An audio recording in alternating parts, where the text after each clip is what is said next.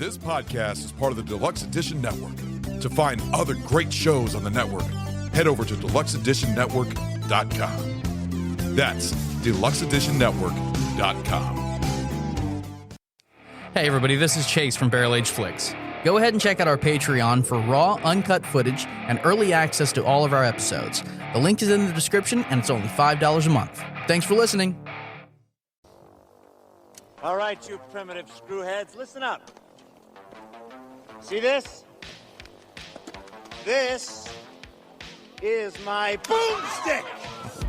Oh, you bastards! Why are you torturing me like this? Why? Yo, she-bitch. Let's go. Hey, I'll swallow your soul! I'll swallow your soul! I'll swallow your soul! Swallow this. I got news for you, pal. You ain't leading but two things right now. Jack and shit. And Jack left town. What do you say we have some champagne, huh, baby? Huh? Sure. After all, I'm a man and you're a woman. At least last time I checked. Okay. Klaatu! Miranda! Then let's head down into that cellar and carve ourselves a witch. Hail to the king, baby. Hey everybody, this is Barrel Age Flicks. I'm Lenny, yeah man, and this is... Hey, this is Ron. Let's drink and talk some movies. We also have... What's going on, you fucking nerds? This is Tyler. Let's talk about some modern mythology. And finally... This is Stu. Let's drink, motherfucker.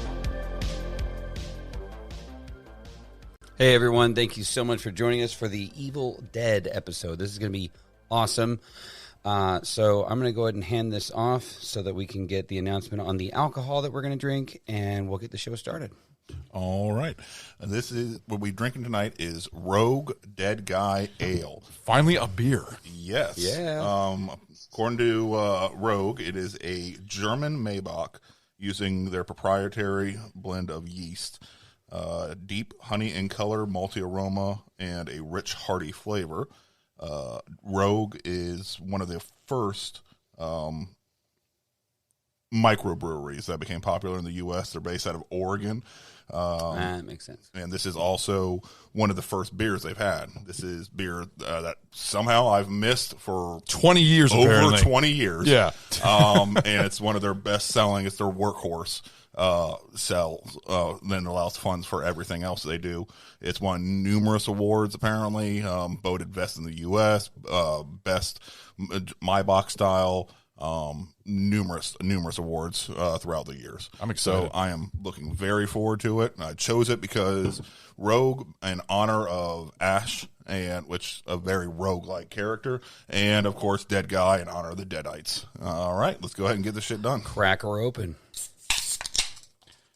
Oh, I love that sound. I do too. Love it. All right, let's do it. Oh. Okay. That is, I enjoy that. Yeah, that's not bad. I do enjoy that. Who wants to take this first? Who wants to go first? God. How about you, Lenny? Yeah, sure. I'll take it first. So, for those of you that are listening at home, the can is really cool. It's all black, and it's got a really cool skeleton dude with a mug of ale in his hand, and he's like sitting kind of like in a squatted position with this hat on his head. Really, really cool.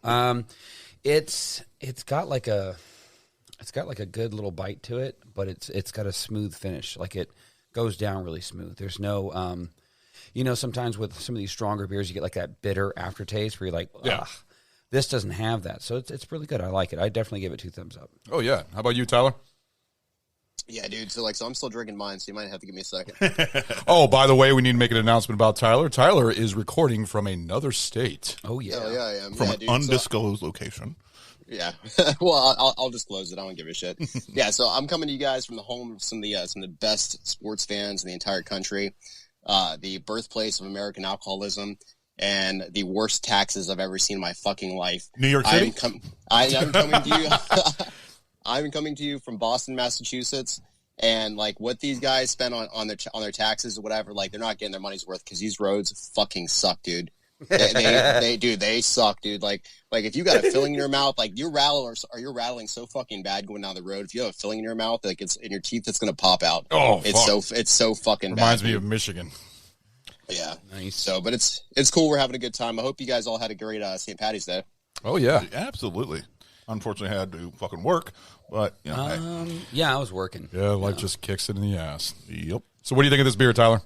Yeah, dude. So it's really good. It's definitely got a hoppy taste to it. Yeah. I'm not sure what the IBU is. But if I had to guess, it's probably like a 20 to a 30 or something like that.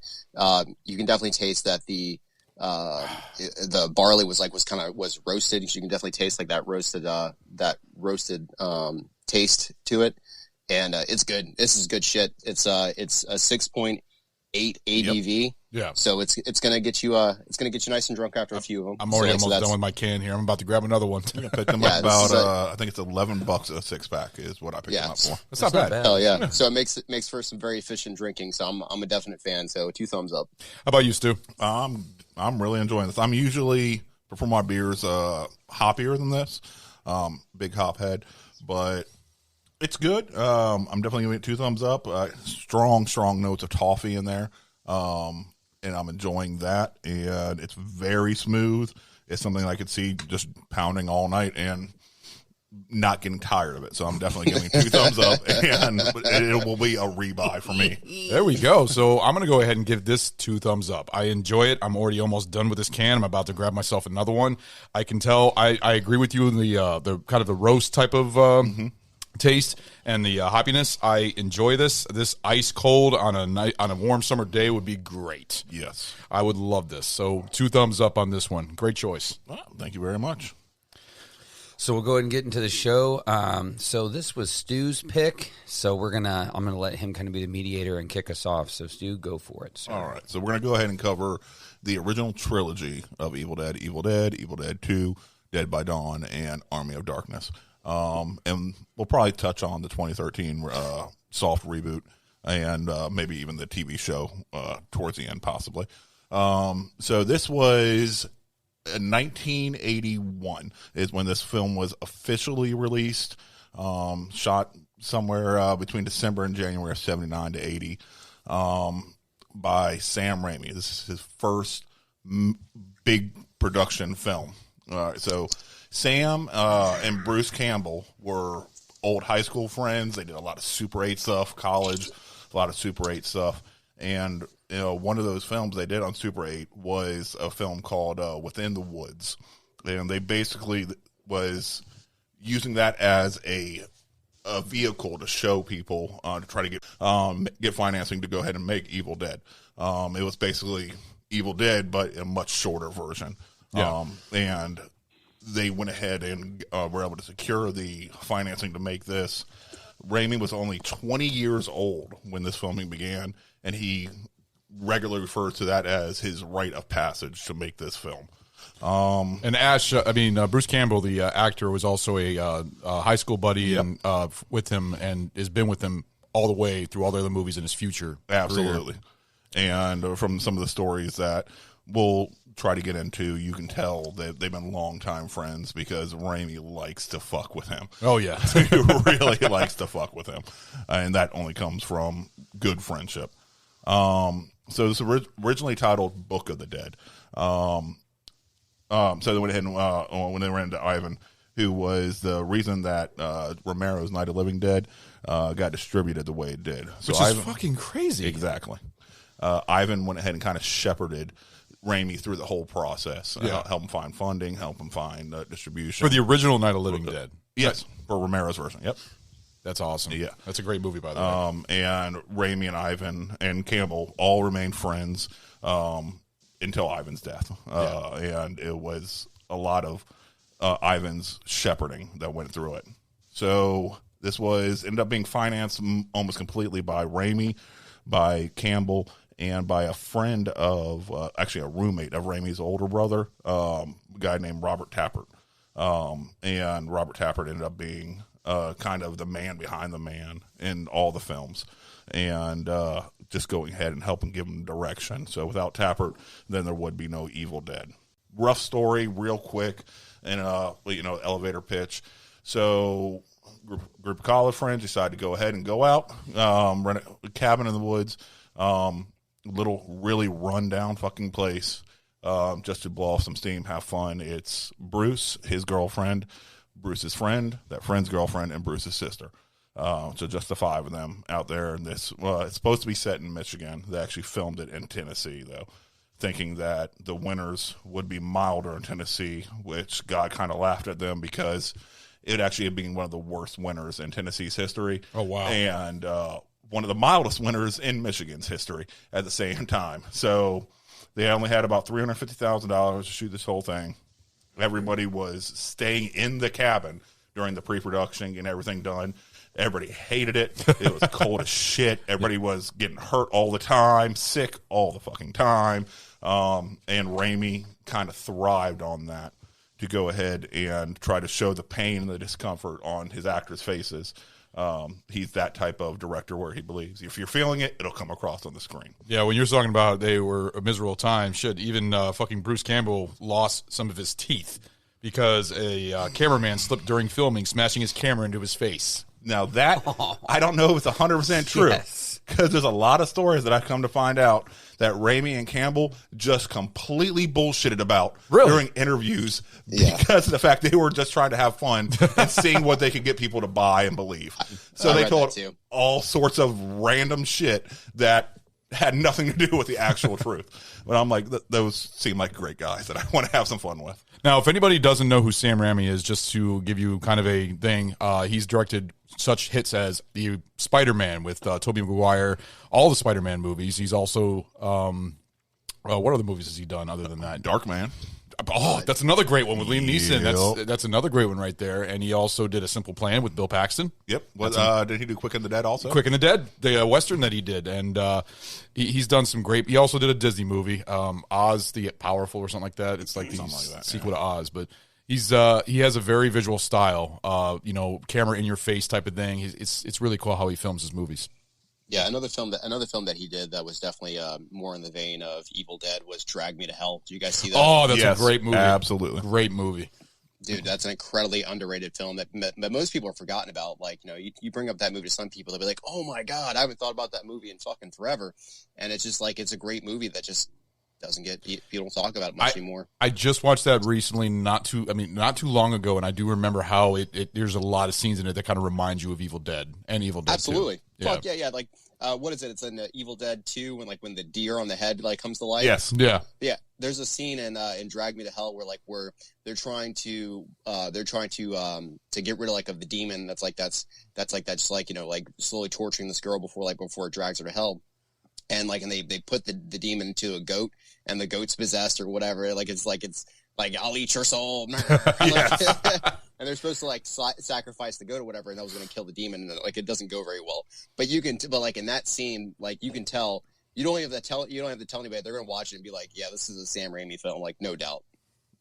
Absolutely. So we got this tiny little place, low budget, their first major film for everybody involved.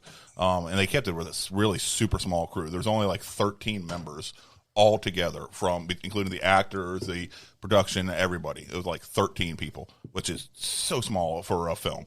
Those are the best movies. Clerks was like that. I fucking love that movie. Absolutely. And I think that's what helped go through the stuff. And everybody was so involved with everything. They even had Raimi likes to use what's referred to as fake shemps, referring back to the old good old Three Stooges. So fake shemps will basically be stand-in for actors where the actors are too busy doing something else, and so it's being shot from behind or from a distance. They'll just use whoever happens to be available just to kind of as a stand-in for them. Ted Raimi did a lot for that. That makes a lot of sense because I was watching. So finished. Of course, we all rewatch these movies before the show. Yeah. And I paid more attention to the credits this time around, and I saw in the credits somewhere it says something about Shemp. Yep. Or fake Shemp or something about a Shemp or whatever. And being a kid that never slept at night growing up, whatever. I was always up late at night watching Nick at Night, and they had the Three Stooges on. I remember Shemp, and I was just like, there was no Shemp character in the movie. It totally just over my head. Did not know what it meant by that. The whole Three Stooges reference. Yep. That makes a lot of sense, dude. So, and Three Stooges would be a huge influence on later films. Yeah, Evil Dead 2. Yes. Yes. Yes. In fact, I could already say the scene inside the kitchen. That scene right there. Yep. Absolutely. Huge influence of slapstick type humor. Okay, so super low budget, and because of that, they had to create different ways of filming. So Steadicam had just come out a few years. A Steadicam rig had just come out a few years prior to this being shot. Right. Super expensive. No fucking way in hell that they could afford a Steadicam. So they had to come up with their own creative ways of getting good camera shots. So one of the ways they would do it. So when you see the camera flying through the woods and everything like that, I love that, especially with the sound effect in the background. All that is a camera mounted to a 2x4 and two guys running and carrying that thing. See, now that's the thing we have to talk about when we get to Evil Dead 2 is when they're following Ash into that scene is amazingly shot. How they did that, it was just going back and forth into the house or the cabin. They ended up creating something that they called the Ram Cam. They basically mounted a camera to a bike with a piece of T rebar shaped in the form of T in front of it. Oh wow! So and they just drove that bike into the house to bust through the door and busting through stuff. Yeah, that's just somebody powering that on a bike, riding through it and busting through it. That is called the Ram Cam. I want that job. I want the fucking job. And then for the smooth stuff, they created what was they called the Vaso Cam. Vaso Cam. Yes. What the hell kind of name sounds is that? very sexual. Ram Cam, here it comes. So they were able to afford tracks. Track mounted rigs have been around forever, but they couldn't afford something nice and steady. So they literally just took the tracks, completely slathered them down with Vaseline to try to remove as much friction as possible and make it as smooth as possible. And then that's what they would use to try to get the nice smooth shots that are moving around. That's fucking awesome. Just something with a bunch of Vaseline. So that's the thing about when you become a first. See, it's nowadays it's completely different. But when you back then in the 80s and 70s, when you first made your first film and you just found different ways to film things and homemade ways, using bikes, using 2x4s and stuff like that to hold cameras and stuff. I love that way of filming. And I think that a lot to do with how much Raimi and Campbell and his friends were big into the Super 8 scene when they were growing up, and just making those homemade films and homemade everything. You could not afford to do anything, so you just made everything on the go. Yeah, and so using that knowledge and that experience translated well to a low budget flick like this ended up being. So most of the effects were created by a special effect artist named Tom Sullivan.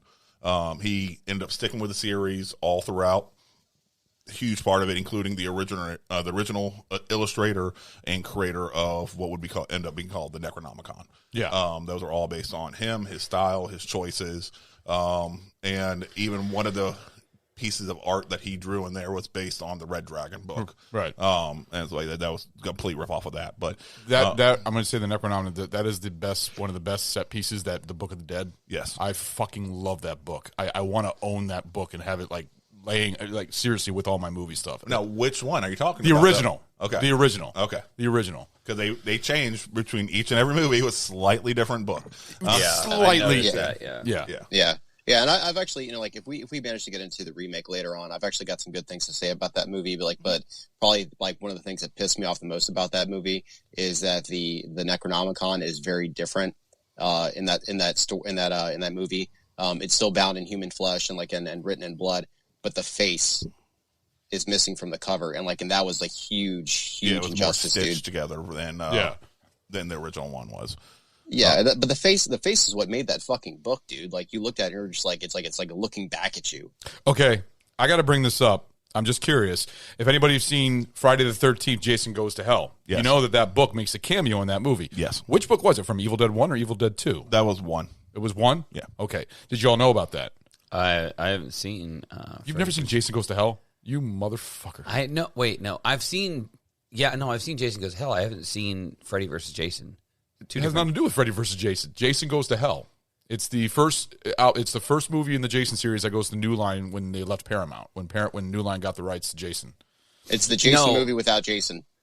Well, yeah, no. It has Jason, but he's barely in the movie. No. I've seen that, but at the very end, Freddy, his hand comes out of the ground like a cameo and grabs the mask and pulls it under. And then the very next movie that they came out with was Freddy versus Jason. I never No, saw. no Freddy there's a versus scene. Jason. Well, there's a scene in the movie. I know I'm just being quick about this. A quick little cameo of the book when they're inside Jason. I think it's the house of Jason's parents. I believe it's been a while since I've seen it, but basically, it just shows the book. You see a book on the desk, and it's the book. I'm gonna Yeah, have to it's go a back cameo. I'm gonna have to go I'm back telling and you, check it's that fucking out. awesome. Yeah, you remember that? Yeah, and in Evil Dead, I want to say, yeah, it was Evil Dead 2. Freddy Krueger's gloves in it. Where? It hanging up in the basement. In Evil Dead 2? Yep. What? And also in the woodshed. God, no shit. And it was actually not just a replica. It was actually Freddy's glove because at the same time that Evil Dead 2 was being filmed, Nightmare on Elm Street 3 was being filmed. Yeah. And a guy was working on both of them at the same time. I did not know So he that. swiped one of the gloves from Freddy 3 and Nightmare 3 and brought it over for a day of shooting, and just as a little homage to Now I gotta Nightmare. watch Evil Dead 2 again. I gotta find yeah, that dude. scene. Seriously, I figured you'd like to see that, Tyler.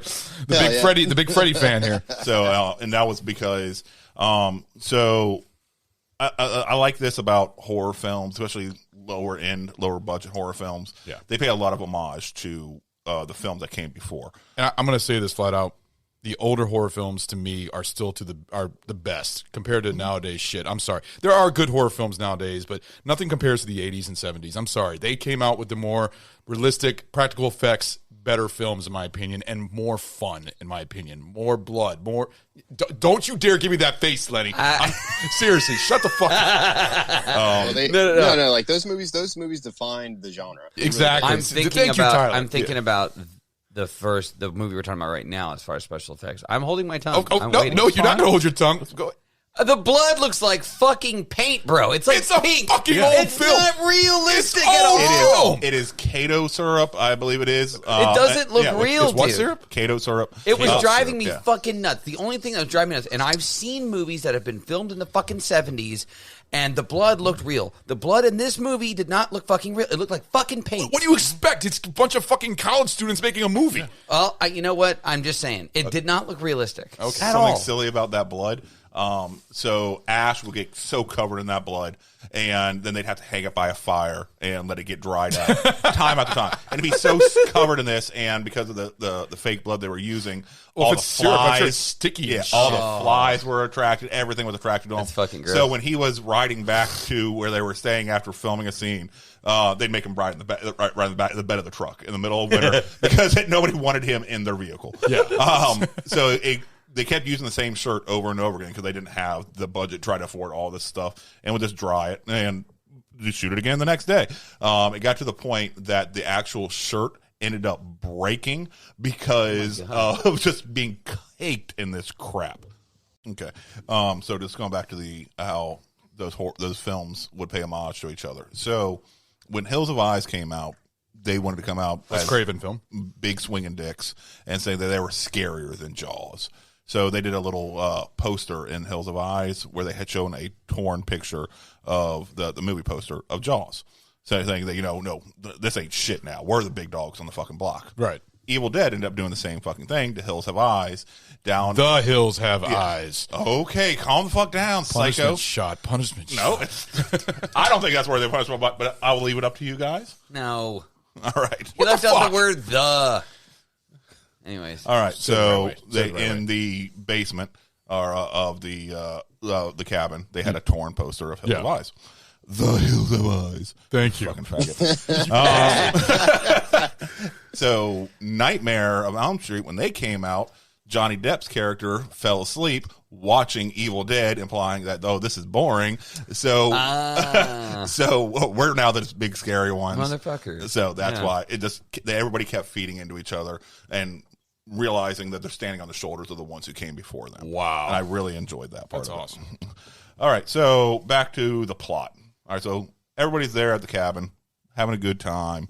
They end up hearing some shit coming down from the cellar. Scotty, the best friend of Ash's character, goes downstairs to investigate. And, of course, he'd be the dick and doesn't respond to anybody calling down to him, freaking out the girls, freaking out Ash. Ash, when she goes down, he takes the opportunity, of course, to scare Ash. While they're down there, they come across a big-ass fucking tape recorder, a book, and a dagger. And they're like, okay, well, something to fucking do. Let's go ahead and haul this shit upstairs and listen to this shit. They start listening to it. They find out it's being recorded by a scholar who had done an archaeological dig somewhere called Kandahar. Not Kandahar, sorry, Kandar. Kandahar, totally different fucking shithole. But Kandar, and came across the Book of the Dead, the Sumerian Book of the Dead. They did not actually call it Necronomicon in the first film. Let me see if I got where they actually called it. They called it like something like Necrotos Mortos or something like that. But it wasn't actually Necronomicon in the first film. Which I didn't catch up until rewatching and doing the studying of this. Yeah. And I was like, that's different. That tape recording is the scholar going ahead and professor saying, translating what this Book of the Dead is, talking about basically it's a way to call upon demons, open the gates to hell, basically, and give them a way in. And, of course, the wonderful genius of the scholar that he is decides to go ahead and start verbally reading all the passages and translating them, which thereby sets up the entire premise of the film. Fun fact, when they were listening to that tape, they were actually smoking pot during that scene, real pot and marijuana. What is it? Not the scene that's on film. When they first did the tape. No, not the scene. No, they had to do reshoots. Yes, because they had uncontrollable behavior. Yes, they were getting so out of so high and everything else, and the behavior was so bad they had to reshoot the scene. Nice. Yes. So what you're seeing on film is not actually the high group. The Devil's Grass will do that too. And Bruce Campbell, supposedly, according to him, had never smoked pot until that day. Really? Yes. That was the first time he smoked pot. Yes. That's fucking great. That's actually kind of shocking for that time. They should have left it in the film. That would have been hilarious. So they go ahead and the dead's woken. And the first one that gets fucked up is was it Cheryl, I believe? Yeah, the one girl that's like, we've got to get out of here, man. Yeah, that's the Ash's girl, sister. yeah. Which I actually dug the fact that they had the brother-sister relationship going in. And so he had multiple people that he cared about in different ways. Right. The only one he really could give a fuck less about was Scotty's girlfriend. And Scotty ended up not fucking caring about her either later on in the film when he has to do what he has to do. So it starts, this evil force starts taking over people one by one and turning them to what we end up referring to as deadites. But I don't think they ever use quick. it. I got something to say about Cheryl. So she was the first one that was taken and whatever. I know we're not supposed to blame the victim or whatever, but dumb bitch ran out into the woods in the middle of the night or and whatever. gets raped by a tree. Gets raped by a sycamore tree. Like she kind of deserved it. I mean, like you don't just like run into the fucking woods in the middle of the night. We have fairy tales that tell you not to do this shit. Like so, in my eyes, she kind of deserved it. I agree with you, Tyler. I totally agree with Now, that. speaking of that vine rape scene, oh my god. That was kind of fucking brutal. No, you know what the thing is, and Raimi and Campbell even admitted afterwards that probably didn't need to be to that level. They kind of regretted. Well, you do know, it to that level. you guys know that this movie was rated NC-17. Yep. Seriously, with all the gore and probably, I don't believe that scene. I honestly, I was going to say too. I was going to comment on kind of what Tyler was saying is that this bitch is okay. She's in this cabin. It's the middle of the night. She's the most freaked out of everybody. Yes. She's already spooked. Okay, she wants to fucking leave. She hears something outside, and this dumb bitch's instinct is to go outside in a robe by herself, shut the door behind her, and exactly. go, "Who's out here? You fucking got what was coming, you dumbass!" Like I'm watching the movie, and I'm like, "You're fucking retarded." I'm a grown ass man who's relatively capable of handling myself. I wouldn't have done that shit. Right. It's pitch black. You know what the fuck's out there, and you're going to go out there in your robe and be like, "Oh, I hope nobody rapes me." And then the trees end up raping her. It's stupid. Yeah, I think that's one of the... tree comes out and sup, bitch. What the fuck is going on? It's just dumb. I'm like, come on. Don't leave me. Yeah, but they end up doing I think just fast forwarding to the 2013 remake, basically doing a very similar scene, but I thought it was done less rapey, even though it was, I guess, more. It was rapey. still rape. I mean, it's still fucking branches going up the fucking between the legs. I mean, but it was more like it's inserting the evil inside. Yeah, whereas it's just a weird fucking sex kink. Because it wasn't really branches or anything like that. Like in the remake, it's more like a root almost. like bound up in these vines. They start tearing up her clothes too. She sees like her evil doppelganger like standing in front of her. Yeah. She's got the glowing orange eyes, and she's covered in vomit and blood and shit. And like her doppelganger vomits up like this black, pure evil, like fucking eel. And like it falls out of her mouth, climbs up her leg, and goes up inside of Mia. That's her name. Yep. Mia. So it's still pretty rapey. But it's definitely different. I think like in a way, like it's because it came from like a female, whatever. It doesn't seem like as intense or whatever. But it's still a little unnerving. Well, okay, so which one would you find? It was meant to be unnerving, but like I said, I still feel that the remake one, it was more. This is sound fucked up, but a rape with a purpose.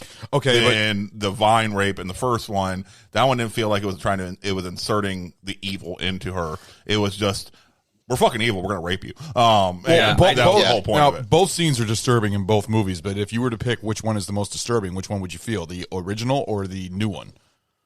I would say the original. That's to me, what I would just say because too. of the fact of the lack of purpose behind it. It didn't have a justification to be in there. Yeah, I was watching that scene and I was like, "Wait, what the fuck?" Because I hadn't seen it prior to this, and I was watching it and I'm just like, "Wait, what the fuck is happening? Why is it taking?" Oh, that's what's happening. Yep. Okay, this is wow. What the fuck, man? Like, Jesus. Hashtag me too. Hashtag true rape. Hashtag don't go in the woods. Okay, so Cheryl gets fucked up, comes back and tells everybody, I just got fucking raped in the woods, basically, by the trees. Nobody's really believing her, wants to wait till morning. She's like, no, I'm fucking leaving now. Somebody fucking take me now. Ash finally relents. It's his sister and everything like that. He's like, all right, I'll take you back to town now, middle of the fucking night. Travels, all of a sudden they come up to a bridge that on the way in was already rickety as shit, but by the time they get there, the bridge is destroyed. Just completely fucking destroyed, gone. No way to go. And they're like, well, fuck, we're stuck here now. We'll try to hopefully find something in the morning, a different way out. So they return back to the cabin. All right. So Cheryl's fucked up, kind of realizing how the evil's going to win. Ash is a little creeped out, but thinks it was just maybe potentially some accident or something like that. Isn't necessarily believing at this point that it's evil that's going on. He starts listening to the tape recorder saying that the only way to kill a demon is to dismember the host, and that is a continuing theme throughout the rest of the films. It ain't just a normal flesh wound, shoot him in the brain like a zombie, or shoot him in the heart like a normal person. It's a lot more personable. Like, yes, you got to get up close and personal to take care of business. Well, I really like that, man, because like kind of going back to Night of the Living Dead. So when Turn of the Living Dead came out, like I grew up like with Night of the Living Dead, Dawn of the Dead, like where like these zombies, whatever, could be taken care of. Like they were slow. You shoot them in the head, you cut off their you shoot them in the brain, you cut off their head or whatever. Like they're Dunskies. Like there's no more. They're not coming back. Return of the Living Dead scared the shit out of me because these zombies were fast. You basically had to burn them in order to get rid of them. Like even if you cut them up into pieces, like even if like you cut their head off, whatever, they were still chomping at you, still coming at you. Like it was like next level shit. And like, and the Deadites are the same way. Like, you have to like dismember them, burn them in order to make them stop. And like, and the fact that like, it's not just like, like a zombie or whatever, like a stranger. It's like, it's somebody that that's just possessed. Right. And like by effectively killing the demon, you're killing your friend. Absolutely. Which I've been told I say way too fucking often, so I'm sorry, but fucking deal with it. By the way, we all have our single word that we say over and over again. I think a lot of people have noticed. Absolutely would be Stu's. Yes. Tyler would be like, and mine would be basically. What's mine? Yeah, man. Yeah, man. Well, that's 2 words. That's 2 words. But no, I say that all the time, not just on here, but like I okay, every day. Yeah, man. Hey man, you want some breakfast? Yeah, breakfast? Yeah, man. Basically, It's kind of comes out. Absolutely. Okay, so everybody's back at the cabin, just doing what they're doing, just waiting, killing time basically till daylight. Linda and Shelly start playing cards. All of a sudden, you hear Cheryl start calling out what the cards are going to be. Everybody started getting a little creeped out, look at her like, what the fuck's going on here? And then That was a good scene. yeah, it was. And that's when we really start. We really get our first good look at a deadite, and that is Cheryl, possessed. Cheryl starts trying to attack everybody. That makeup job. Wow. Yes, it's super low budget. Wow. I'm still holding my tongue on a lot of stuff right now. No, I'm waiting to hear what you have to say. Yeah, Seriously, I know. Don't hold your tongue. Let it out. Let it out. Release the venom. It feels so good. For Trust the me. love of fucking God, bro. I could not, okay. There were a couple of scenes in the original, like the first one, where I was like, okay, that was pretty cool. Like what we're talking about right now with the cards, and she all of a sudden she turns around and she starts, like, even though the makeup was kind of low budget, that was pretty cool. Really? I thought it was neat. I thought it was a neat scene. I was like, oh fuck, and then she starts for that time. She starts kind of floating in the air, but dude, it was like it was so fucking low budget, bro. Even for its time. Now, I'm not one of those guys that's like, if it's not like super, really good graphics, then I don't like it, because I can appreciate a classic like Michael Myers, Jason, all like the great, okay, but it is painfully obvious, how low budget this film was. And so, like, the prosthetics, the makeup, everything else was really fucking bad. There was a scene like the girl that they lock in the cellar, and then she pops up, and the mask with the eyes. Like, my grandfather had a mask that looked exactly like that mask, and I never knew where it came from. I was like, oh, okay, it's from that fucking movie. It was the exact same mask, right? But it's obvious that it's a fucking mask. It's obvious, And the second one, when they change, I mean, obviously, it's obviously a mask or some kind of change, but I would compare it to like when the vampires change in Fright Night, or another good homage to like that era of that type of horror prosthetics. You ever seen that movie House? Like I loved House. Yes. Oh my god, that's an underrated. That's a classic. That's a classic. Yes, so that kind of makeup, that kind of brought it to that level in the second one. Yes. And then that was like, because the first, 20 minutes of the second movie, I was like, oh, fuck, is this going to be the same fucking thing? And then that girl comes out and she starts, and I don't want to get too ahead of the show, but she starts dancing around without her fucking head, and the guy's like, just watching her. And I was like, oh, this is different. This is going to be good. And I started watching it. It was fucking hilarious. But yeah, no, dude, the special effects and a lot of the acting, oh God! In the first one, keep in mind the difference in financial ability they had was literally a 10-to-1 difference, of finances between the first and the second one. Yeah. That's but so that's why I was like, I did not like the first one. I really didn't. It was just because of the I understand, I definitely want to show my my respect and give a proper homage to movies that pioneered and paved the way for horror movies that came. So, and in that regard, I do. But yeah, it was bad. So, but then the second one, they started to I was like, okay, this is fucking hilarious. And then I think also with the second one, Bruce's character, I forget that it was Ash. Mm-hmm. Bruce is the name of the actor. Bruce Campbell. Right. Bruce Campbell. So Bruce Campbell really kind of, in the second one, you see him spread his wings as an actor, as a physical actor, because there was a good chunk of that movie where he's acting with prosthetics and himself. Yeah. He's a one-man fucking show, and I was very impressed with his physicality. You're talking about Evil Dead 1, right? Then the second one. Okay, good. Yeah, that's what I was the wondering. first one, I was kind of like, but the second one, he was like a all by completely himself. different actor. Like, he really, you could see that he had upped his acting But skills. it's also not just his acting skills, his comedic skills too. Yeah. He was perfect. His facial expressions, his movements, everything was really fucking. It was way better. Yeah. So, but anyways, continue with the Sorry. Okay. Okay. So Cheryl gets possessed. One thing to keep in mind also, just to get right back on your low budget effects. All right, because of how low budget they were, one of the telltale signs of them turning was their eyes becoming completely white. Yeah. All right.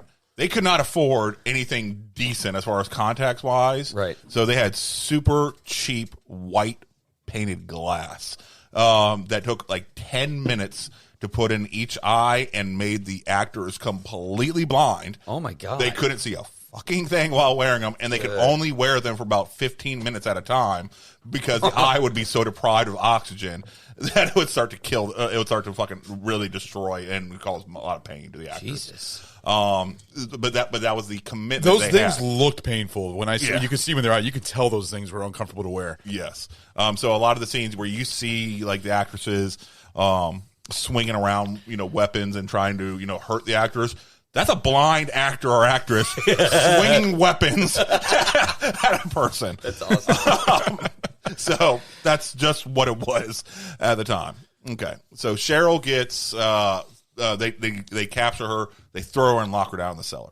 And that becomes a recurring theme in the second movie also. Yeah. The quote unquote witch in the cellar. I'll eat your soul. Henrietta. Yes. Played by the wonderful Ted Raimi. I love Ted Raimi. He's in. By the way, I don't know if anybody's know. Ted Raimi almost looks exactly like his brother Sam Raimi, and he's basically in all of his movies. Just like Bruce Campbell makes a cameo in just about every movie that he's in. Everything. In fact, Sam Raimi is directing a new movie coming up. I'm sorry, I'm bringing this up. It's completely off subject, but he's also doing the new Doctor Strange movie, Marvel. Mm-hmm. So I'm really excited about that. Bruce Campbell already said something. I remember reading about Bruce Campbell already being excited about recording his cameo. Yes. Nice. Okay, so they lock her in the basement. She's going off about how they're all going to fucking die. That the evil's going to win, basically. Yeah. But go here to steal your soul. All right, so they fight Shelly. Shelly decides to go lay down. Shelly's tired. Shelly is Scott's girlfriend. Yeah. While she's laying down, she ends up becoming possessed. Right. All right. From a wound she got from fighting. Yes. Yeah, because she got stabbed in the ankle with that pencil. Yes. Yeah. So it gave Dude, that fucked me up when I was a kid, dude. Like, I remember seeing that shit, like, and I grabbed my leg, and I was just like, ow! like, dude, getting a pencil to the fucking, like, ankle, like, basically right in the Achilles heel. Oh. Yeah, dude. Fuck that. Oh, that's just painful even thinking about it. Shelly gets possessed, and she comes out and starts to fight Scotty. Scotty, whatever his name is. And Ash is just like, what the fuck's going on? He doesn't know what to do. He's in shock. And Scotty just basically says, fuck it, I'll just do it all myself. And, cuts her up, dismembers her. And Dude, I gotta give props to Scotty. Like, that dude did not fucking hesitate. Yes. Like, either that is a man of action, or he really didn't like her that much. Exactly. Because as soon as she got possessed, like, he fucking lobbed that bitch off like Dunskies. Like, just took care of it. Like, that was a key scene to me of Ash's development as a character. Up until this point, he wasn't exactly sure what's going on, just a normal everyday guy, and hasn't become stepped into the hero role yet. Right. And seeing this shit go down right in front of him, and him just leaned up against the wall in the window, sometimes holding the axe, sometimes not. And you can just see on his face, his mind breaking, realizing the reality that he had before this night is now something completely fucking different going forward. And that moment would carry with him and change him as a character going forward. There was the Ash before this, and then the Ash that came after this Ash that became the man of action. Right. That realized, I'm just going to get shit done. I don't give a fuck what I have to do. I got to fucking survive. Yeah. And that moment is what flipped the switch in his head. Yeah. All right. So Scotty chops her up, and is like, all right, fuck it, I'm out. And Ash was like, no, what we still got, Cheryl. So, we still got Linda. All right. What are we gonna do? I was like, I don't give a fuck about them. That's your fucking girlfriend. That's your fucking sister. Fuck you. I'm out. He goes out into the woods. Ash is trying to do what he can, take care of, his girlfriend and his sister. Scotty comes back. Scotty is fucked up. those woods have beat the shit out of him. He may have gotten raped by the woods for all we know. Yeah.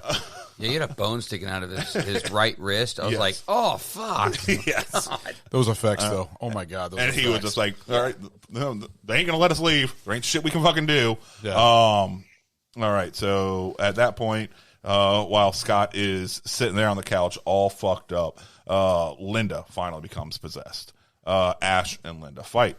Linda and Cheryl both end up transforming back to their pre-Deadite selves as a way to try to lull Ash into a false sense of security, make him hesitate about doing what he has to do. Right. And it doesn't last long because then they transform back after Ash, kills her. He goes out to bury her. She transforms back and ends up getting decapitated by a shovel. Yeah, the whole scene where she's like, she jumps in the air and then he swings at the shovel, and I was like, oh, okay, here we go. All right. So Ash goes back after decapitating her and burying her. Cheryl's escaped. Hey, real quick, yeah. we gotta talk about like the headless body, like spraying blood all over his face. Yes. Oh, my God. Yes. That was one thing that continued on through the movies, that an ungodly amount of blood, something that does not any sense of base in reality, I'd squirt out from wounds. I think this movie would fit into the record of what movies have the most blood used, and this one, just like The Shining and It. That, and the remake actually ended up, I think they measured it, the 2013 remake had something like 1,000 times more fake blood used. Shit, it fucking was raining blood Yes. in that one. I mean, seriously. And so that they go ahead and do that. All right, so Cheryl escapes. Cheryl and Ash are fighting. While they're fighting, Scott transforms into the Deadite. Yeah. So Ash is the last surviving non-possessed version. Fight breaks out. The not Necronomicon. Again, I had that the book that was the it becomes the Necronomicon. Book of the Dead. Yeah, the Book of the Dead. Oh, there it is. Naturom Demento is the actual name of the book that they use. Oh, okay. So that ends up getting tossed around, getting a little bit caught on fire. Ash sees that fire is kind of translating to Scott and to Cheryl. Yeah. So he ends up getting the book, tossing it completely in the fire, and you see an awesome claymation. Yeah. Harry Raisin. Oh shit! I can't believe it. Ray Harryhausen type of animation. Yes. Of Scott and Cheryl starting to rot in a very large or very quick pace, and then pair of giant hands just rip out of both their bodies and kind of tear them apart. Fucking love it. Dawn breaks. Ash walks out, and then all of a sudden, out of nowhere, here comes Evil. Through the Ramocam and The Ramocam. and attacks. Roll credits. And then what's the song that it plays at the end? Do you remember the song? Oh, It was some like fucking oldie or something like It that. was something very simple and totally didn't fit the theme of the movie, but I thought made it work so much better. It was something somewhat upbeat. Fucking Well, great. I think that was a callback to something that happened earlier. Something about like it was a record player, like, and it was playing like some old like ragtime fucking tune. Yeah. I think it was a call. Yes, I think it was a call. good, I think it was a good callback from earlier. Yeah, I loved how I actually liked how it ended. How it just ended, the camera going right to his mouth and go and then all of a sudden the music just started playing in credits. It's wonderful. Okay. So now we're going into Evil Dead 2. There's some stuff about why this movie became the cult classic that it is that I want to drop some knowledge. I want to drop though. For the first one? Yes. Okay. So during editing, Sam Raimi ends up meeting a little unknown person. This person's first time working in major film as an assistant editor. A man goes by the name of Joel Cohen of the Coen brothers fame. Yeah, he told me this. I did not know that at all. Sam Raimi basically Was the editor, right? Yeah, he was the Cohen was the assistant. Joel was the assistant editor. That is fucking crazy. And I'm sure everybody knows who the Coen brothers are. Fargo, Big Lebowski, Hudsucker Proxy, many classic movies, even No Country for Old Men. Yeah. So Raimi and Joel become good friends, and Raimi kind of takes Joel under his wing and gives him the experience and the knowledge that Raimi had just had of making a feature-length film. And Joel and Ethan take that knowledge and end up doing just like Raimi did. They made basically like a little prototype film to start showing people so they can get their first movie financed. So if it wasn't for Sam Raimi making this film, you can make the argument there is no Coen brothers. And none of the films that come from the Coen brothers. That's fucking crazy because those are iconic directors right there. Exactly. They make amazing movies. All right. Sam Raimi, huge fan of the 1940s, 1950s creature flicks and the way that those were sewn out there. So this was premiered at Detroit's Redford Theater, which is a theater that Bruce Campbell visited often as a kid. Yeah. So Raimi had ambulances waiting outside in order to try to build up the shock factor, super scary movie. They would pump in wind noises into the theater to build ambiance. Let me ask you a question. When this movie comes out, like at that time, do you think that movie would have actually scared people? It did. It absolutely did. They becoming such a huge hit that there was over 1,000 people waiting in line based on word of mouth to see it at that theater. So it's like Alien and all that. It became just like those huge, underground following Rocky Horror Picture Show type shit. Just massive word of mouth. Right. Raimi spent this time, and you got to keep in mind that back when this was released, films weren't necessarily released nationwide day one the way they are now. Yeah. It was like a long rollout period. So Raimi was going from town to town with this film, renting out theaters to sell them, and kicking back his profits. And this went on. So technically, 1981 was the official premiere, but it wasn't until 1983 that it got a true release. Wow. And that was because during this time, well, I know it's been banned in many countries. Irvin Shapiro, who also co-founded the Cannes Film Festival, decided to go ahead and play this at Cannes. Right. One of the members in attendance at the time was the wonderful author Stephen King. Stephen King loved this film. So many Coen brothers, Stephen King. I mean, seriously. And this was the original living? Yes. Okay. So Stephen King sees it at Cannes, fucking loves it. He ends up later on saying it is his 5th favorite horror film of all time. And he says it's the most ferociously original film of the year. All right. Really? So, yeah, that's his exact word-for-word quote. Stephen King, because of Stephen King's love of this and glowing praise, a lot of critics who would have never given Evil Dead a first look, let alone a second look, went ahead and said, you know what? If King is saying it's good, we'll go ahead and check it out. Yeah. Critics end up liking it. Right. Because of that, they end up finding go ahead and find a distribution deal with New Line Home Cinema. And in 1983, New Line officially distributes it nationwide in theaters and simultaneously releases it on the VHS. Yeah. And we got good old Lenny, who is just gassing out Ron right now. All right, Ron looks like he's about to throw up in his mouth. I'm gonna. Oh, You fed him cheese. That's your fault. Exactly. You're fucking lucky you're not here smelling this fucking shit. Oh my god. I'm sorry. Oh. Back to the show. All right. That's why I was laughing earlier. The show must go on. So Evil Dead filmed with a $350,000 to $400,000 budget, depending on which sources you're reading. It ends up making $2.4 million US. Damn. $29.4 million globally. So back then, that was a fuck ton of money. Yeah. Exactly. Oh, yeah. This launched Raimi's career and gave credit to everything that they did. I gotta ask you, what after Evil Dead and Evil Dead 2, is that the only 2 movies he did in the 80s? No, he did a movie called Crime Wave with the Coen brothers that was complete garbage. Everybody fucking hated it. I've never seen that. And it was so bad that it's one of those movies that could be a career killer. And that nobody had any faith. Because I think after Evil Dead 2 was Darkman, I believe. Yes. Darkman was 19. Yeah, it was Darkman and then an Army of Darkness. Yes, which Darkman gave them the budget for Army of Darkness. That was basically our first hero movie. His first sort of hero movie in a kind of No, I give it credit to also helping to prove the fact that superhero films could be done semi-realistically, and still get an audience, right? So you can make the argument without Evil Dead, there was no more MCU. You got a point. You got a point. Just saying. After this, they go ahead and get greenlit.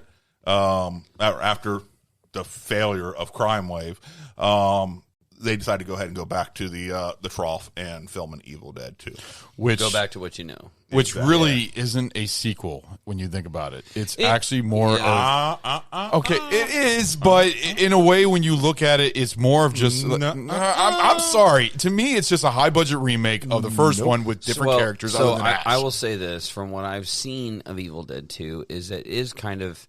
They remake the first movie, but they condense it down into like a 10-minute period, and there's no one else, but it's just him and his girlfriend. Yes. And they go to this cabin. So they remake it. It's a remake, but it's like that the remake of the original film, they basically wrap it all into a 5-10 minute, very just, hey, I show up with just my girlfriend this time, not a bunch of people. She turns evil, I chop her up. And then now I'm in this cabin, I'm being tormented to death, and then that's when they roll in the other characters. And then he gets hit by the evil and then becomes possessed. We all got to talk about that scene of his girlfriend when he chops the head off and he buries the body, and she comes out of claymation animation, basically, of a dancing ballerina. She starts dancing naked in the fucking woods with no head.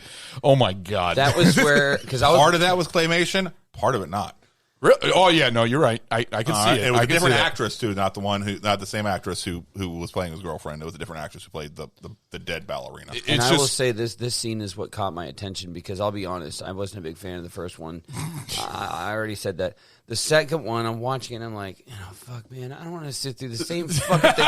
I told you, it feels like a remake. Right, and then he starts looking out the window, and his girlfriend's like, and she's dancing around with her head and stuff, and that's when it caught my attention. It kind of reminded me of Cheryl. It was a Cheryl from the first one when she was doing her little her little singing, in the doorway and stuff like that. That's what it kind of reminded me of. That's why, to me, it's just a remake, just using the story in a different way. That's all it is. Well, I feel like they condensed it, and then it's a continuation. Yeah. Because now he's being tormented, and again, the actor must have enjoyed watching him get his ass kicked, because I know just watching him go through these scenes, I can tell several times he actually got hurt. I was like, fuck, that looks like it hurt. Yeah, you saw the scene where he flipped his body over in the kitchen? How the fuck did he do that? Because he's having a fight with his own hand. That's why I said, I was impressed. That scene right there, I was It impressed. was done in one take. One take. I know. Completely ad-libbed. What? The entire Yes. scene. That's fucking impressive. Where he's just smashing himself with the plates, and then Raimi gave him some general direction, saying, "Hey, this is what we're kind of looking for. That's impressive. This is what's going to end up happening. Yeah. Just go ahead and let's see what kind of works, what doesn't." And that's the thing that relates to the Three Stooges in a way, just the way that he's handling himself, like he's smashing the plates on his head, and then he does this fucking flip, which I look at it and it's like, how the I can't do that. I'm gonna break my neck if I do that. It's just it's crazy how he does it in all one take. Bruce Campbell is the fucking man. Hail to the king, baby. Hail to the king. Okay. So just to go, you keep talking about reboot. Both Raimi and Campbell both say flat out, Evil Dead 2 is a sequel. It is condensed in the first few minutes because they did not have the rights from New Line to go ahead and show any of the previous fucking film. They decided to go ahead and save a little money by making it only about the previous film, supposedly, about only him and his girlfriend, not show everybody else. Right. Because they weren't necessary to the continuing story. It picks up the exact moment, where the evil infects Ash, and then from that point on, it's the continuation. Yeah, Tyler, what do you got to say about that? So yeah, dude. So I actually checked the time. The first movie is condensed down within the first 7 minutes and 45 seconds of Evil Dead 2. I disagree. It is not a remake. It is a sequel. because I'm the only with one. limited rights you to the can't, original. you can't say it's a remake when the first 7 minutes is the only thing they remade. But it doesn't. Okay, I'm sorry. When there's remakes and reboots of movies right now, they always change things to still retain to that movie, basically to still be similar to the original movie. And there was a lot of that in this one that was similar to the first movie. To me, it's a remake. It's an excuse to call it not a remake. I'm sorry, but it is. No. Okay, well, I disagree. You're fucking wrong. Fuck you. Hold on. So the three of us agree that he's wrong? There is don't you getting? fucking dare. No. Is that what I'm getting, gentlemen? No. Yeah. You're a motherfucker staring at me like that. Fuck you. Hang on a second. Hold on. Yeah. Join us, Ron. In the You will punishment join shot. us. Yes. Punishment shot. You have been determined to fail. Motherfucker. Where is that peanut butter whiskey? Oh, It's gone. It's gone. Damn it. Fuck that. Ladies and gentlemen, we almost had ourselves a really good Well, shot. then it's but Everclear then, ain't it, gentlemen? Everclear. Fuck yeah. You guys suck. You make me shoot Everclear. We're out of Everclear. Lenny. Oh, motherfucker.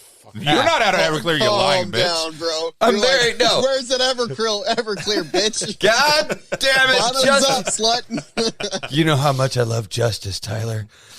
Yo. Dawn of justice. Can't wait to watch you. I want you to drink. look me in the eye when you swallow it. Yeah. Oh, you like it. Gargle it. Oh, the pain on your face feels so good. All right. Let's get back to the All show. right, so There we that go. clears it God. up. It's not a remake, sequel. All right. So this was this movie was co-written by Raimi and another childhood friend of Raimi and Campbell by a guy named Scott Spiegel. All right. So Scott Spiegel was longtime high school friend and contributor of the Super 8 films. Scott Spiegel actually played the role of Scott in the short film Within the Woods to the Evil Dead film. I got you. And Spiegel, Raimi went to Spiegel because a lot of their earlier films that they did together had more of a comedic side of it, and that's what Raimi wanted to introduce into this one, a comedic side of it. Okay. And Spiegel was that voice that he was seeking for. And I like that because it actually made it a lot more like entertaining, because the first film they were kind of trying to take themselves serious, and it was funny because it was so bad. Yeah. But this time around, like there were parts of it, they were making it funny, like where the getting ahead of myself, but like with the hand and, the mouse trap, and then it goes like that was great. Okay, the thing I fucking love, I'm gonna say this flat out, the part when he puts the fucking bucket on the hand. And then he grabs a book from the bookcase that says "Farewell to Arms." Yes, that fucking made me laugh. That whole hand scene was 100% Spiegel. He had actually done a short film, The Unwanted Helper, back on Super 8, roughly based on the Hamburger Helper ads. What happened if the Hamburger Helper went psycho and started trying to kill you? Hamburger. Oh my god! Really? Yes. So he made a short film about that, That's fucking great. and that whole scene, with Bruce or with Ash fighting his hand, was basically a remake of that short film that he did. No shit. Yes, that's fucking crazy. That was Spiegel's sense of humor that he injected in there. Nice. So Spiegel. Another reason that Evil Dead is the reason that modern Hollywood exists. So Spiegel, when he moved out to L.A., he ended up rooming with Raimi, of course. The Coen brothers also stayed there, and they shared a place with Holly Hunter, Frances McDormand, and Kathy Bates. All of them were living in one apartment. Kathy Bates? Yes. Holy shit. All of them were living in one apartment. Dude, another cabin in the woods story. Fucking Misery. Yes. Yeah. Exactly. Okay. He ends up Spiegel ended up introducing Quentin Tarantino to producer Lawrence Bender, who would later on go to help Tarantino get funding for Reservoir Dogs. That's fucking awesome. Dude. That's a classic right there on itself. That's actually a podcast. So you could make the argument, without Evil Dead, there is no Spiegel. Without Spiegel, there's no Coen brothers, Tarantino, and there's no Coen brothers, and no Tarantino. And there's hold on, that's not where the shit ends either. Okay. So Spiegel ends up going to co-found the production company called Raw Nerve Production Company with Eli Roth and Boaz Yakin. All right, which Raw Nerve end up making the production, end up producing and making the film Hostel, which you can argue is Eli Roth's graduation into major. But you want to know the funny thing about Eli Roth? He also comes from Trauma. If anybody knows out there, Trauma Studios. Tyler, you ever heard of Trauma Studios? Toxic Avenger, Romeo and Juliet, Poltergeist. Yeah, no, I know Poltergeist. Yeah. No, not Poltergeist. Poultry like a chicken. Like a chicken. Yeah. I'm serious. Swear to God. I haven't heard of it either. Nobody here. I guess I'm the only one on the big. No, huge you're a fucking liar. Lloyd Kaufman. You're a Lloyd Kaufman fan. Yeah. Okay, so you can even spot Lloyd Kaufman in fucking Guardians of the Galaxy. No, that I cannot. See, I'm not because I love Lloyd. But Kaufman. I do know Trauma. I love Lloyd Kaufman. Tyler, what were you going to say? No, I was just saying like that. Like I saw a Toxic Avenger on TV like years ago, but that is my only encounter with Trauma. With Trauma. So yeah, that's one of Lloyd Kaufman's classic movies right there. They're actually making a remake of that, and Lloyd Kaufman's pretty happy with the script. It's going to be a direct studio, like not like low budget of Toxic Avenger. I'm really curious how that's going to turn out. But sorry, off the subject. Go back to what you were saying. Yeah, okay. But I mean, like with Evil Dead, like with Eli Roth and the guys from Saw, you can definitely see where the body horror genre came from. Like even though there's a lot of films like that came before that, even Alien and Aliens, whatever, like they definitely kind of paved the way for the body horror movement we had like in the 2000s. Also the countless blood and gore. Evil Dead definitely helped with that. You can definitely see Eli Roth's roots in these movies. Yes. Yeah. Okay, so like I said, Raimi just came off of a failure of a movie, Crime Wave, with the Coen brothers.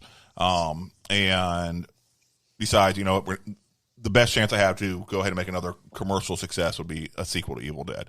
And originally, the sequel was going to be what Army of Darkness was. Ash travels back to the 1300s. But Stephen King ends up pushing the producer Dino De Laurentiis in order to back the film. Because Stephen King became friends with Dino De Laurentiis while making Maximum Overdrive, King's directorial debut. His only movie, actually, that he directed. Yep. So fucking love that movie. Classic. So Dino comes in and says, you know what? I'll go ahead. I'll finance the movie, but I want it to be more like the original. I don't want it to be something completely fucking different right now, the way Army of Darkness would be. Yeah. I want it to be something more like the original. Yeah. So during they go ahead and they make Evil Dead 2 the way we know it now, Dead by Dawn. All right. So this was end up being shot in North Carolina and Detroit. In a gymnasium. Yes. Yeah, in a high school. The exterior shots were all done in North Carolina. The interior shots where the cabin was built was all done inside a gymnasium. So, like we were talking about before, the first 7-8 minutes is just basically a recap of what happened in the first one. That's why I say it's a remake. I said recap, bitch. All right, it's not a fucking remake. It's a remake. Do you need another shot? Fuck you. Do you need another shot? Go. All right, make you more accepting. Everclear's looking delicious. Fuck you. Go. All right. It was going to be under a different distribution studio than New Line, so they had no rights to anything filmed prior to this. Yeah. All right. So they're like, all right, since we don't have any rights to film anything, we got to kind of, as a sequel, we got to kind of catch people up of what the fuck happened. So we'll just spend a few minutes condensing the whole fucking story of Evil Dead so we can pick up right where it ended. And that's what they went ahead and did. They kicked around different ideas for it. They kicked around ideas of Bruce Campbell, character Ash, actually being captured by a bunch of escaped convicts looking for buried treasure. What? Yeah. They came up with a bunch of different random ideas before they settled on what they ended up settling on. Yeah. Which is now the book becoming the Necronomicon, which it ends up being the Necronomicon in Army of Darkness and in Ash vs. Evil Dead. It's not Necronomicon in the Evil Dead 2013. It's just like it was in the first one, I believe. So the 2013 soft reboot was basically more of a direct sequel to Evil Dead, while everything else was more of a direct sequel to Evil Dead. Let me ask you a question. Which book do you think looks better, the one from the original or the one from the newer one? I know we went through this before, but what did you? Because the original, 100%. Okay, good. Because the new one is more realistic on it because it's supposed to be a book of skin, Yeah. and everything else. But I just love that face on the original. Exactly. The thing is, they took a motherfucker's face off and used that for the fucking binding of the book. Yeah, that is just brutal. Yeah, that I is love it. Fucking brutal. Awesome. I'm glad I agree with you on that. That's a good one. What about you guys? I like Army of Darkness. You liked Army of Darkness is better than... fuck yeah, I did. Dude, the thing fought back. It bit him. Okay. Yes, it they did that shit before Harry Potter did. It did, but just the style of the book being bigger and being more flat looking, it doesn't have the personality of the first two. Yeah. I liked the first one. I'll admit, I liked the first one. I like the first. Yeah. So you're wrong. Sucks to be you. Too bad we don't have any Everclear, so we can give you a punishment shot, motherfucker. No, I don't think that's punishment worthy. That's opinion. You guys just wanted that's a different opinion. Yeah, you guys. We can respect a differing opinion versus somebody being completely fucking wrong. No, that was an opinion, and you guys gave me a shot. You kept saying over and over again, it's a fucking remake and not a fucking remake, bitch. Whatever, Lucasfilm. Oh, you bastards. Just so you know, Ron's turning red and his beard is quivering with anger. Okay. So they have a much bigger budget, like I said, about 10 times the budget that they this time. Much better, yeah. In Evil Dead 1. They found their voice of more of a comedic horror, which translated on to the future films and series. And this is the movie that is a favorite. It's Bruce Campbell's favorite. Okay, so they have they can afford more people. It ain't just a 13-man team anymore. So they go ahead and do a team of artists that include Mark Shostrom, Robert Kuntzman, Tom Sullivan returning from the first as the special effects artist, and also Greg Nicotero. And do you guys know the name Greg Nicotero? Fuck yeah. Now, how about you there, Ron? Oh, fuck yeah. Greg Nicotero is basically the same as Tom Savini. Exactly. Makeup artist. He's also the maker of Walking Dead and director of a lot of Walking Dead episodes. Fuck it. Okay, now I know what your t-shirt means. Okay, got it. Okay. And Greg Nicotero is great. Dusk Till Dawn, another great movie he's done. Greg Nicotero studied under the greats of Romero and Raimi, starting on Dawn of the Dead. And that's where he started developing his style. Yeah. And what he later on started his own special effects firm. It's an Oscar winning. He also acted in some movies too. He acted in Day of the Dead. Yep, he was one of the soldiers. He did.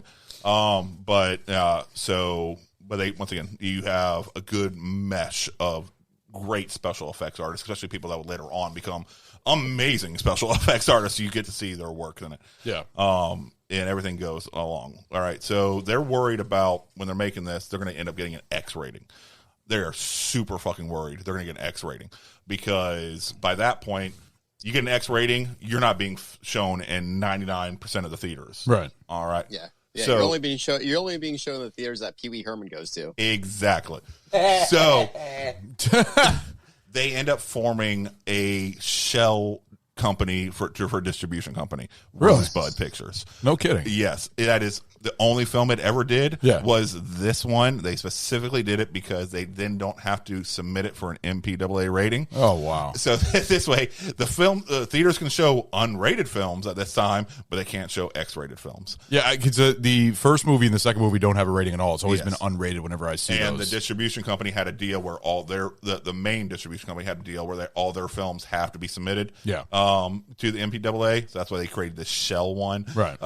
So they can circumvent that and say fuck you. Well, see, like I said, when we're jumping a little ahead of here, but the Army of Darkness I think is the only really big studio film because it came from Universal Pictures, and that one actually has a real rating, R-rated. Yes. But the other two, other than the director's cut, they added more stuff in. But yeah, the first two films I have always seen in the past in video stores and everything else, and it's always been unrated. It's never had a rating. Exactly. So, and so they go ahead and they get this film in the can. It's released in 1987.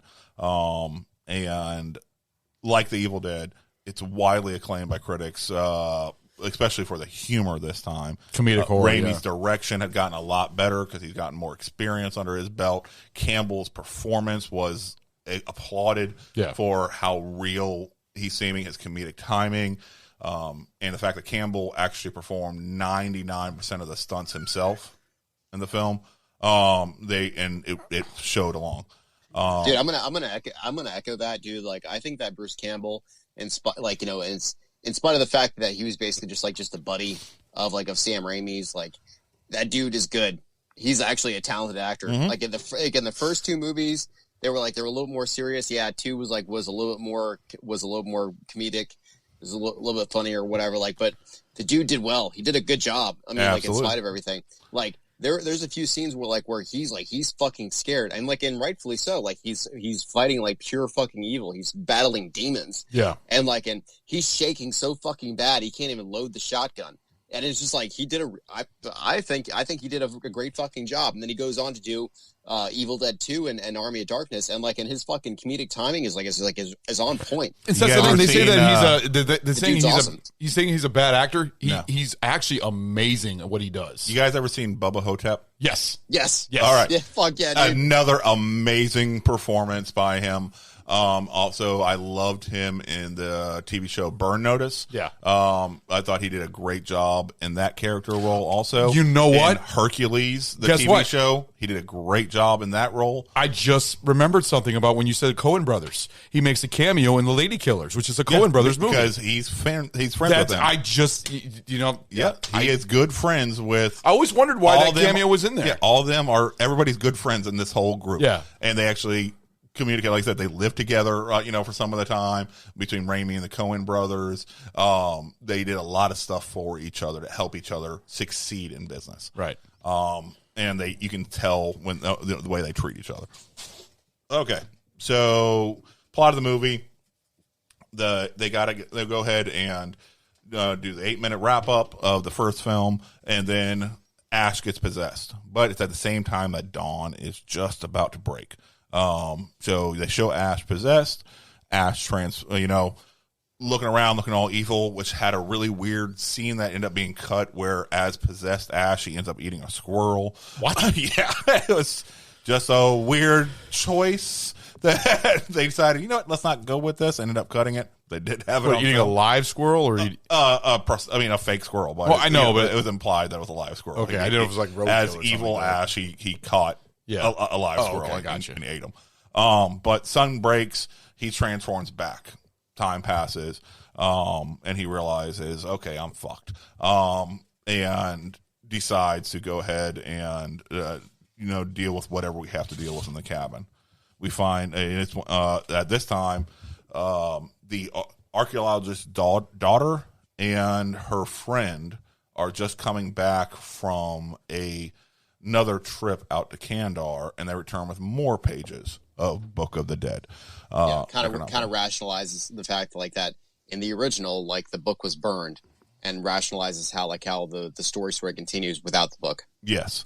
One thing that I didn't throw in about the previous one. Okay, did you guys ever notice how much importance they kept paying to during the film of the necklace that Ash gave his girlfriend, the magnifying glass? Yeah. And it felt like kind of a cop-out of why they would throw, where he just was using it at the end to try to bring that book to him. Well, they also use that in the Evil Dead remake. Yeah, but do you know what the original intention was? What? Originally, the reason they paid so much attention to it, and it didn't get changed till after filming had already started and gotten mostly done, that magnifying glass was going to shine sunlight on and magnify it, and that's what was going to catch the book on fire. So they were setting up this so important of a piece, and they decided, nope, we're not going to make it that important, but we have to have some justification of why we keep fucking talking about this goddamn necklace. So that's why they just use it as him using it to grab the book closer. I watched an AMA with Bruce Campbell, and somebody asked, does Ash still have Linda's necklace? And Bruce Campbell, being himself, he's just well, Ash is not a real fucking person. Yes. But if he was a real person, he wouldn't have that cheap piece of fucking garbage anymore, because Bruce Campbell and Sam Raimi picked that up from a gift shop or a pawn shop or whatever. It's a cheap piece of fucking jewelry. And he wanted to explain how it was supposed to have this, it was supposed to play this key part of the end of the story about magnifying the sunlight, like, and destroying the demons or whatever, like, or setting the book on fire. And like, and like they tried to actually film it and use like effects or whatever to make it work. And it just didn't fucking work because it was a cheap piece of jewelry. Yep. So you got the professor's daughter that comes back with the pages and starts making their way with her. I don't know if it's her boyfriend or just a partner in the excavation or what. Just go ahead and start making their way back to her father's cabin. Yeah. And on the way there, Bridge is fucking gone, of course. Yeah. Right. And they run into Twisted Metal. Yes. Looking like a hand. Really, that's basically saying, fuck you, you ain't going this way. Right. And they run into this hillbilly who basically says, y'all ain't going that fucking way. But I do know a way through another path, coincidentally, and that it goes ahead and brings them to the cabin. You mean the hillbilly and his hot ass fucking girlfriend, Bobby Joe? Yes. Yeah, that's just not realistic Bobby Joe right there. was hot as fuck, dude. Bobby Joe was actually written by Raimi in mind for Holly Hunter to play that role. Holly Hunter? Yeah, because she was his roommate at the time. Really? Yes. Oh, wow. So he wrote that role for Holly Hunter based on because he saw her preparing for an audition dressed as some streetwalker. And he got accused of leering a little bit too much at her. And so he wrote that role with her in mind specifically. Yeah, so Holly Hunter was the inspiration for that hot ass Bobby Joe. Fuck yeah, dude. Mrs. Incredible. She fucking get it. Exactly. All right, so they make their way back to the cabin while Ash is dealing with the fucking evil and coming to realization his whole life is fucked. Right. All right, just completely and utterly fucked. I do still like the way that they keep referencing the Michigan College on, going through, even though they keep changing Ash's backstory throughout the movies. Started out the college student, then just started out just a regular dude later on in life. Yeah, which then I find later on he's a convenience store not convenience store, but a big box store worker. So they go ahead and keep changing that based on his age. Shop smart, shop S-smart. Exactly. So, which weird little fact, Ash versus Evil Dead 2 was known. No, it was Army of Darkness in Japan was known as Captain Supermarket. Was yeah. Yes. What the fuck? Captain Supermarket. Captain Supermarket. Shop safe, Mark. Just reading the translations of the different countries' titles for these films has been very enjoyable. Just like there's been a lot more unofficial sequels than just Army of Darkness to these films in Germany and in Italy. They made a bunch of unofficial sequels. Oh, you're very good in Captain Supermarket. Yeah. Okay, so they make their way back, and they go ahead and show up at the cabin, and they believe that Ash murdered her father and her mother, and so they lock him up in the cabin cellar. With Henrietta. Yes. I love that scene. And Henrietta was played by Sam Raimi's younger brother, Ted Raimi, who was fucking miserable in that outfit. Oh my God. With all that latex, of course, it's got to be fucking hot and sweaty. Yes. So they decided, since the shooting in the winter of Evil Dead was such a fucking horrible thing, you know what? We'll go ahead and make, shoot during, the spring, summertime, end up being a fucking heat wave. Oh my God. They started doing 100-degree temps during that shooting. I feel the pain. I have a Halloween suit, a Darth Vader suit, and that thing is, oh my God, it's a sweat box. I can't imagine how much of a sweat box that thing is. They would literally get cups of Ted's sweat out of the latex suit God. at the end of shooting every single day. Gross. It's like a scene from Jackass. Yo, how much to drink that shit? The rumor was that during that shooting, or that the last day of shooting of Ted Raimi, they had kept all the sweat from the previous days. What?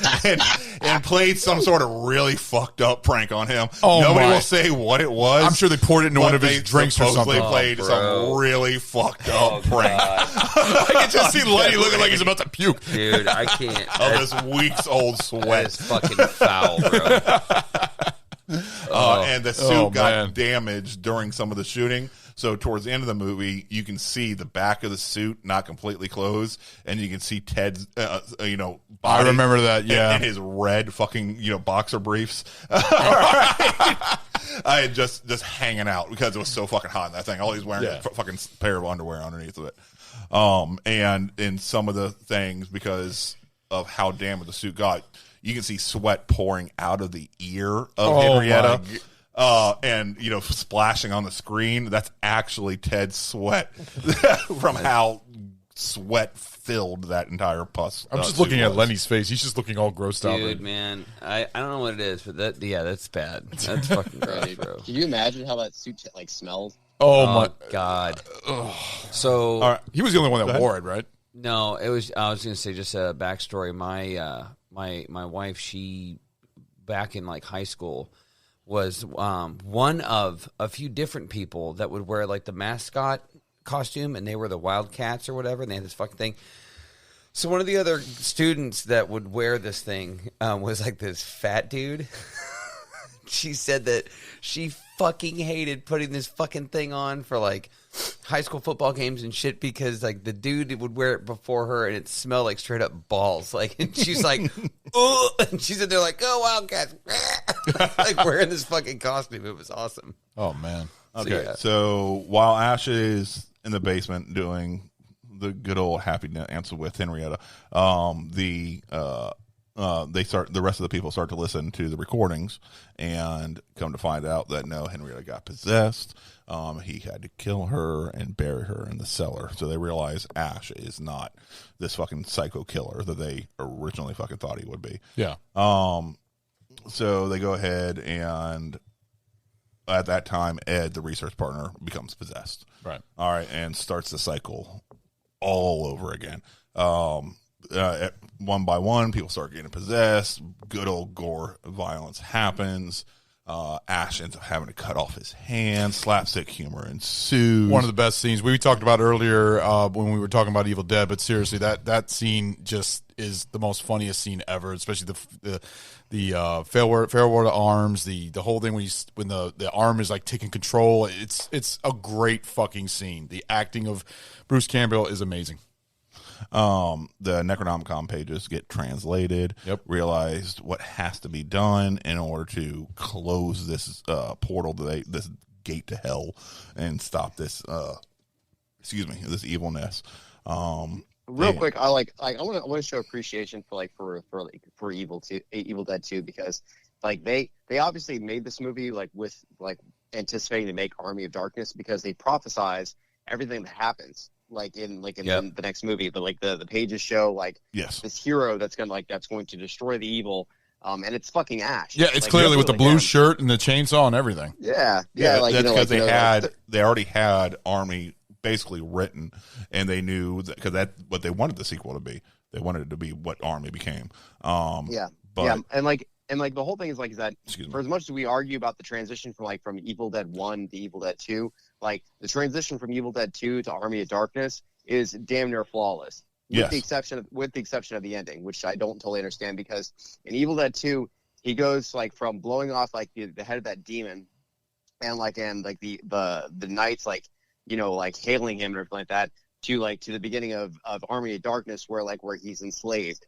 Yeah. Yeah, no, I had a problem with that and how it wasn't. They had to create artificial conflict. Yeah. They realized after they finished Evil Dead 2 to the time they finished, they started filming Army of Darkness, they needed a beginning conflict. Yeah. And the best way to do that would be Ash basically having to prove himself as somebody. I know it's to just be trusted. the end of Evil Dead 2. Slightly changed. Yeah, I know. It's just the whole thing about him being praised, and then all of a sudden he's a slave. It's just what the hell happened? But you kind of get past it. Yeah, So it's a small little hiccup. Right. Okay, so Ash ends up cutting off his hand. Hand becomes evil. Fight scene ensues. Awesomeness, wonderfulness. Everybody starts going super fucking crazy. And Ash realizes he kind of needs to gear up for battle. Yeah. So he goes out to the woodshed, modifies that good old fucking chainsaw, yes, and shoves his bloody fucking stump right into that fucking chainsaw. And that's the iconic Ash right there, the chainsaw on the stump. Chainsaw in one hand, Yes, shotty in the other. Boomstick. Yes, Yeah. I love it. Let's suspend belief for a second. Let's suspend reality for a second, like, and talk about how metals are made, like, and how, you know, sawing off a shotgun barrel with a chainsaw probably wouldn't fucking work. But Yeah. I'll ignore all that because that scene where So enjoyable. he latches on that fucking chainsaw, he cuts off the barrel to the shotgun, he knocks it off with his elbow, and he just goes Groovy. Yeah, dude. Dude, I was ready to fuck up some demons myself. I was like, Exactly. let's fucking get him, Ash, let's get him. That was to me, that's the birth of Ash. Up until Yeah, that point, it's Ashley. Yeah. That's the birth of fucking Ash. Groovy. Yeah, when he says groovy, dude, I was like, yes, dude, this is going to be good. Oh, Yes. God. Yes. So goes ahead and fights everything. They go ahead and read the translation, do what has to be done, but the translation's kind of fucked. They ain't got all the right stuff. Ends up opening up a portal and sucking Ash and the good old Delta all the way back to 1300, which sets up part 3. Remind us the story about the whole Delta, by the way. Okay, so the Delta 88 was Sam Raimi's personal vehicle, and he had that in the first film, and he would then go on to include it in just about Director trademark. every one of his films. Yep. Going forward would have a Delta 88 in that film. Even in the 2013 soft reboot, they showed a rotting Delta 88 sitting near Yeah, the I know. cabin I remember seeing that. as an homage to Raimi. And you were telling me how that they even put it in Quick and the Dead, which Yes. I have to watch that movie now and find out where it's in. He A did Western. everything he could to try to somehow work it in some way, shape, or form, even if it's kind of hidden in the background, just because of how much he loved that call. See that's a big thing known with certain directors. Directors have a certain way of having a director trademark where they insert a scene, which is basically in all their movies. Like Tarantino, he always has a scene where the camera is shooting out from the back of a car in almost all of his movies. You know, or they always have somebody with a black suit. He always has a black suit and a black tie in almost all of his movies. You know, Sam Raimi's got a Delta 88. He's always got Bruce Campbell in every single one of his movies. I love when directors have a trademark like that, when they have a thing that they put in all their movies. Yeah. So the film ends, taken back to 1300. You see these knights fighting shit. You know, you get the sense that there's the Deadite army, you know, coming around. Ash just kind of lands in the fucking middle of this shit. You see this flying Deadite, and Ash just pulls out that shotgun, straight down the barrel, blows that motherfucker's head off, and hailed as the conquering hero, basically. And they went ahead and got that taken care of in the movie. So we went ahead and got this taken care of, and now we're going to go ahead and take a break, and let me get it off to Lenny. All right, you guys. So that's going to wrap it up for this particular portion of the trio Evil Dead. We're going to go ahead and pick it up on the next episode and talk about a little bit more of Evil Dead 2, but more obviously in depth into Army in Darkness. So stay tuned, and we will see you then. Later, guys. Hey guys, thanks for listening to our podcast, Barrel Age Flicks. We are so excited for the upcoming episodes headed your way and bonus episodes of the small batch. If you love our show, please spread the word. You can give us a follow on Instagram. Our username is Barrel Flicks. We're also on Facebook as Barrel Aged Flicks. Send a like our way. If you have any questions or movie requests, you can send us a message or an email at barrelagedflicks@gmail.com. Credit to White Bat Audio, who's located on YouTube, for our background music. Thank you guys so much. It's a big help. You can also find our podcast on the following platforms: Apple Podcast, Google Podcast, Anchor, Spotify, Radio Public, Audible, Pocket Cast, and we're also on YouTube. We hope to see you guys next week. Thanks so much for listening.